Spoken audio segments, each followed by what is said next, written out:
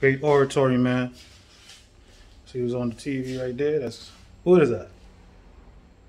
Who's that? But I wanted to take y'all deeper into the rabbit hole for a second, because we playing chess, right?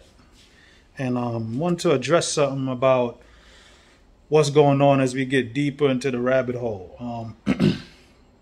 You see, when you guys, like I said, you guys have agreed to the prison that you are in.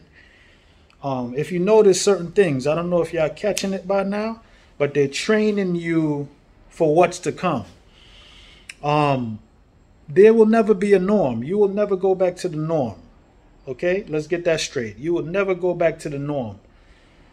Once you guys take the shots, you still won't go back to the norm, because they say that even if you take the shots, that don't stop you from contracting whatever it is that's going on out here. Okay, so they already programmed you to think that things will not go back to normal, although you think when you take the shot it will go back to normal. So I don't think you guys are understanding what's going on. So let me break it down to you, because they're preparing you. See, when you go into a spot and then you take your thing off and look into the camera, that's like a facial recognition type of thing. So they are preparing you for those type of things where your face is going to be under cameras, and it's in your phones, it's in your TVs, it's in all kinds of things that we're doing right now. You see, when you go to the store and then you do that scan of your hand to check your temperature, which don't make sense because you have on a mask. And what's the purpose of the mask if you are protected and protecting other people? Why do you have to scan yourself? So if you have a fever or whatever, they're not going to let you in the store? Is that what's going on? What that actually is to me, it's like when they insert whatever they have to insert in your body, you will get used to scanning yourself on certain things, or they will scan you. So that's another form of prep. This is all a prep. When they lock you down, or say you have a curfew, or you can't go outside, they are prepping you for lockdowns, for future prisons that they call lockdowns and whatever the case. I broke that down before.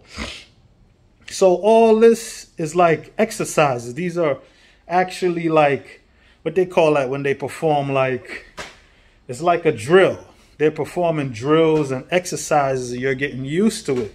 It's been a year since we've been under curfew. So in Jamaica. So April.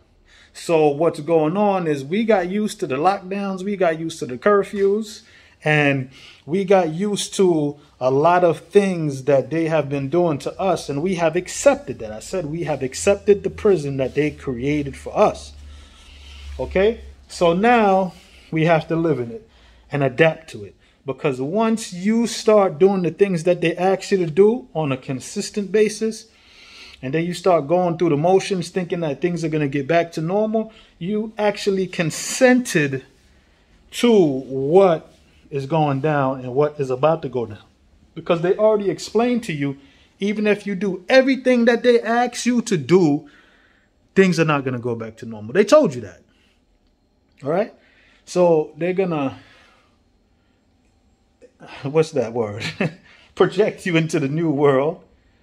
And we're going to have a vaccinated, cashless, microchip society. I don't know what that thing is they're putting into you, but you're going to see a year from now when it manifests in your body. So do what's best for you. If you feel like you need to do these things that they ask you to do, that's fine.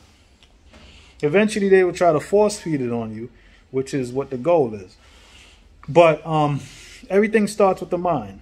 You know, everything starts with the mind. And you're going to have to make the decision for you and your family. And I just hope that it's the best thing for you. Carry on. I said carry on.